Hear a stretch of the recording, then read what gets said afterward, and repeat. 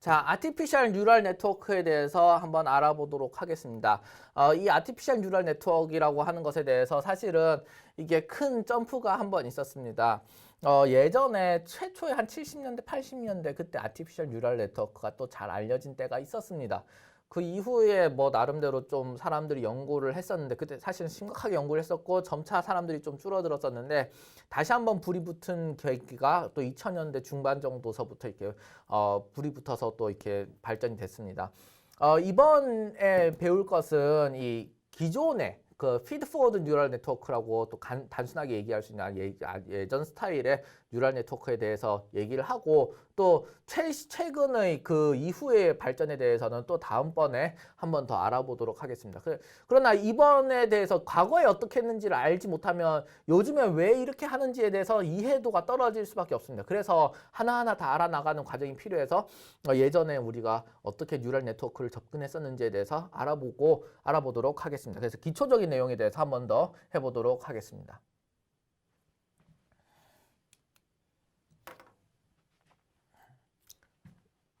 자, 먼저 이 뉴럴 네트워크라고 하는 것에 대해서 이해를 해야 되겠습니다. 그 다음에 뉴럴 네트워크의 기본 엘리먼트가 된 어떤 유닛이 되는 퍼셉트론이라고 부르거나 혹은 아티피셜 뉴런이라고 부르거나 그런 것들에 대해서 알아보도록 하겠습니다.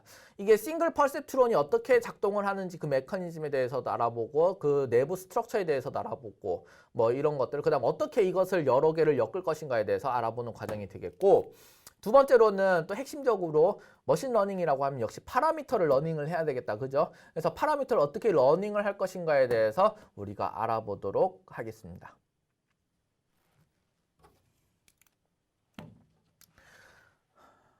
먼저 퍼셉트론과 뉴럴 네트워크의 구조에 대해서 알아보도록 하겠습니다. 아티피셜 뉴런이라고 하는 것은 뭐 다음과 같이 우리가 생물학적인 그런 신경에서의 내용이 이렇게 뭐 뉴런이 이런 모양으로 되어 있다라고 하는 것이 되겠습니다.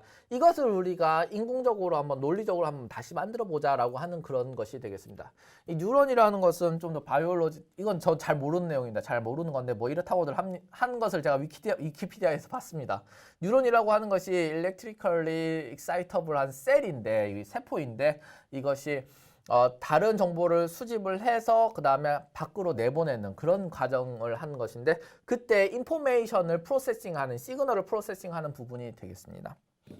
제가 잘 아는 것은 아티피셜 뉴런이 되겠습니다. 이 아티피셜 뉴런이라고 하는 것은 어떤 하나의 매스메티컬 펑션이 되겠습니다. 이 펑션이라고 하고 퍼셉트론이라고도 부르고 혹은 뉴런이라고도 부릅니다. 그래서 정보를 프로세싱하는 하나의 유닛이 되겠습니다. 이것은 어떤 것이 액티베이션 될 것인가 안 될 것인가, 뉴런과 유사하게 역치를 넘어간 시그널을 밖으로 다른 셀로 보낼 것이냐 안 보낼 것이냐를 결정하는 것이 바로 아티피셜 뉴런이 되겠습니다. 그래서 뉴런의 구조에 대해서 보면 다음과 같이 되어져 있습니다. 먼저 X라고 하는 것은 바깥에서 들어오는 이 인풋들이 되겠습니다. 그래서 요 단이 바로 인풋 단이 되겠고요. 인풋 단이 이렇게 있으면 인풋을 요 프로세싱을 하기 위해서 이렇게 다양한 웨이팅을 걸어가지고서 하나의 어떤 리니어 썸으로 만들어주게 되겠습니다. 이 리니어 썸으로 만들어주는 것이 되겠고, 이 리니어 썸으로 되어 있는 요 파트를 활용해서 한 번 더 이 G 펑션이라고 하는 우리가 뭐라고 보는 것이냐, 뉴런 액티베이션 펑션이라고 하는 것을 활용을 해서 뉴런 액티베이션 펑션이라고 활용해서 이 리니어 썸된 결과가 어떤 이 뉴런을 액티베이션 하라고 하는 것을 얘기하는 것이냐 아니면 안 하라고 하는 것이냐 얘기한 한 번 더 결정을 하여서 이게 최종적으로 마지막 아웃풋이 나가게 되겠다라고 하는 것이 되겠습니다. 그래서 요 중간 단계 X와 Y라고 하는 것을 결정하는 요 중간 단계의 인포메이션 프로세싱이 일어나는 요 영역이 되겠습니다. 그래서 이 다양한 뭐 변종들이 있을 수 있겠습니다. 반드시 리니어 썸만 써야 되는 것이냐, 리니어 썸 안 써도 좋습니다. 리니어 썸 안 쓰고 그럼 이 커브 피팅 내용이 돼버리고, 그러면 커브 피팅 내용이 되면은 예를 들면 뭐 GP 같은 거 쓸 수 있겠다라고 하는 것이 있을 수 있겠죠. 그래서 뭐 딥 GP 뭐 이런 식으로도 접근을 할 수 있는 부분이 있겠고, 그래서 요것도 베리에이션이 다양하겠다. 더욱더 더 많은 베리에이션 어디서 일어나느냐 하면은 아웃풋 액티베이션을 어떻게 할 것이냐, 뭐 시그모이드 펑션을 쓸 것이냐, 아니면 과거에는 시그모이드 펑션 많이 썼습니다. 그래서 이제 그랬는데 뭐 시그모이드 펑션 아니라 다른 렉티파이드 유닛이라든지 렉티파이어를 쓸 수도 있겠다. 뭐 그런 식으로 다양한 선택들이 있습니다. 그래서 뉴런이라고 하는 것은 어떤 구조로 생각을 하시면 되겠습니다. 그 구조는 인풋을 받아들여서 아웃풋이 하나가 나가는 형태가 되겠다.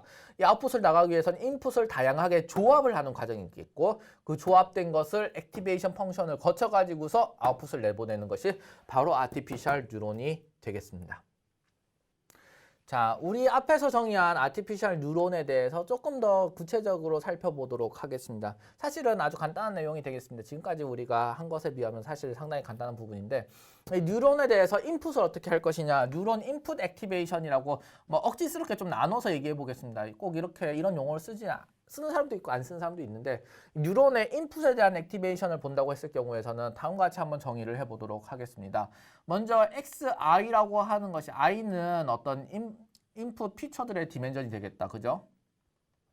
인풋 피처의 디멘전이 되는 것이고 그 다음에 거기에 weight을 이렇게 뭐 두는 형태로가 되겠습니다. 이 weight을 되는 형태가 되겠고 그 다음에 AKX라고 하는 것은 뭐 예를 들면 K번째 뉴런이 된다라는 것이 되겠다. 그죠? 그렇게 되겠고 그 다음에 이 만약에 W0라고 하는 것이 만약 제로 디멘전을 둔다고 했을 경우에서는 컨스턴트 텀으로 이것을 만들어 주시겠다. 이 바이어스 텀을 여기다 넣을 수 있겠다라고 하는 것이 되겠습니다. 그래서 뭐 바이어스 텀을 이렇게 뭐 따로 떼서 이제 얘기를 할 수도 있겠다. 그죠? 앞에 있는 거랑 똑같은 뭐 똑같은 레프레젠테이션이 되겠습니다. 자, 그렇게 되겠고 이것을 또 반대쪽으로 하나 더 하면 K 뉴런이 있다고 하면 K번째 액티베이션 펑션이라고 했으니까 K 뉴런이 있다고 하면은 다음과 같이 매트릭스 형태로도 뭐 쓸 수가 있겠습니다. 자, 여기서 이 웨이트라고 하는 것이 어떤 역할을 하는지를 살펴보도록 하겠습니다. 이 웨이트라고 하는 것은 한마디로 예를 들면 X1, X2, X3라고 하는 세 개의 인풋 피처가 있다고 했을 경우에서는 뭐 기본적으로 이런 플레이는 어떻게 표현을 하겠습니까? 뭐 매트릭스 형태로 보면 이렇게 표현을 할 수도 있겠습니다만은 뭐 W1에 X1 더하기 W2에 X2 더하기 W3에 X3 더하기 뭐 예를 들면 B는 제로 이런 형태로 우리가 이 평면을 표현을 할 수가 있겠다. 그죠? 자, 여기서 W 벡터라고 하는 것은 어떻게 되겠습니까? W1, W2, W3라고 하는 것을 W 벡터라고 하는 것으로 표현을 할 수가 있겠습니다.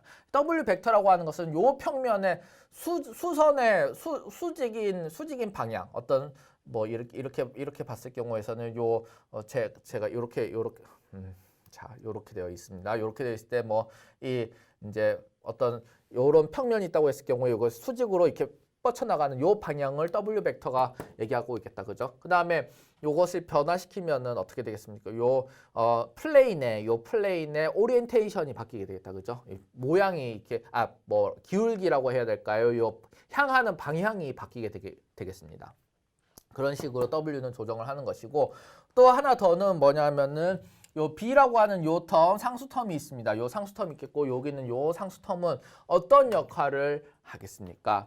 예, 맞습니다. 이것은 이제 시프트를 이렇게 하겠습니다. 요게 요런 식으로 되어 있는데 요게 위쪽으로 더 가서 이렇게 있을 것이냐 아니면 이렇게 있을 것이냐 아니면 밑으로 가서 있을 것이냐 요것을 이런 식의 왔다 갔다를 B텀으로써 조정을 할 수가 있겠습니다. 그래서 이 W라고 하는 것은 이 디시전을 하려고 하는 하이퍼 플레인의 오리엔테이션을 결정하는 것이 되겠고 그 다음 B라고 하는 것은 하이퍼플레인의 로케이션을 결정하는 그런 두 개의 내용이 바로 되겠습니다. 자, 그러면 이렇게 우리가 이제 이 X1과 X2, X3를 믹스처하는 내용을 활용을 하여서 이제 아웃풋에 대해서 액티베이션을 해야 되겠지요. 자, 뉴런의 아웃풋 액티베이션 펑션에 대해서 해보도록 하겠습니다. 자, 여기서 보시면 요것이 요 YK라고 하는 것이 뭐가 되겠습니까? 요게 아웃풋이 되겠다. 그죠? K번째 뉴런의 아웃풋이 될 것입니다. 자, 그 다음 인풋 액티베이션 쪽에서는 AK라고 하는 것이 들어오게 되겠고 G라고 하는 것이 바로 이 액티베이션 펑션, 흔히 말하는 액티베이션 펑션이 요 G 펑션이 되겠습니다. 그래서 이 아웃풋 액티베이션 펑션을 레이어마다 다르게 가져가는 경우도 있습니다. 중간 히든 레이어들은 이런 식으로 아웃풋 액티베이션 펑션. 파이널은 이런 좀 다른 형태의 아웃풋 액티베이션 펑션을 쓰자 뭐 이런 식으로도 할 수가 있겠고 아니면 옛날 같은 경우에는 다 똑같은 형태의 액티베이션 펑션을 썼었습니다. 그래서 그렇고 이 액티베이션 펑션이라고 하는 것은 사실은 다양한 가능한 뭐 캔디데이트 후보군들이 있습니다. 후보 펑션들이 있습니다. 그 중에서 우리 하나를 선택을 하는 것이죠. 그 중에서도 사람들이 가장 많이 선택을 하는 것은 바로 시그모이드 펑션 형태가 되겠습니다. 왜 하필이면 시그모이드 펑션 형태가 되느냐? 시그모이드 펑션이라고 하는 것은 자, 여러분들 이거 기억나십니까? 우리 로지스틱 리그레션, 뭐 리니어 디시전 바운더리를 가진 어떤 형태의 클래시파이어를 한다고 했을 경우에 로지스틱 리그레션을 한다라고 해봅시다. 로지스틱 리그레션. 이 로지스틱 리그레션이라고 하는 것은 어떻게 되겠습니까? 기본적으로 예 맞습니다. 1분의 1 플러스 2의 마이너스 뭐 세타 x라고 하는 이런 형태의 내용에 대해서 하는 것인데 이게 사실 잘 들어보면 뉴런이랑 퍼셉트론이 다른 게 없습니다. 이쪽에 세트 x라고 하는 것이 이제 인풋 액티베이션 이렇게 조합하는 부분이 들어가는 것이 되겠고요. 그다음에 1 플러스 2 마이너스 요렇게 해가지고 요 파트가 바로 어떻게 되겠습니까? 예, 맞습니다. 요게 로지스틱 펑션으로 시그모이드 펑션의 하나가 되는 것이죠. 요게 바로 로지스틱 펑션이 되고 이 로지스틱 펑션은 시그모이드 펑션 중에 하나인 것이 되겠습니다. 시그모이드 펑션은 레인지가 이렇게 딱 돼 있으면 부드럽게 디퍼런셜 하면서 레인지가 돼 있고 디퍼런셜 하면서 모노토니컬리 인크리징 하는 것을 시그모이드 펑션이라고 하겠습니다.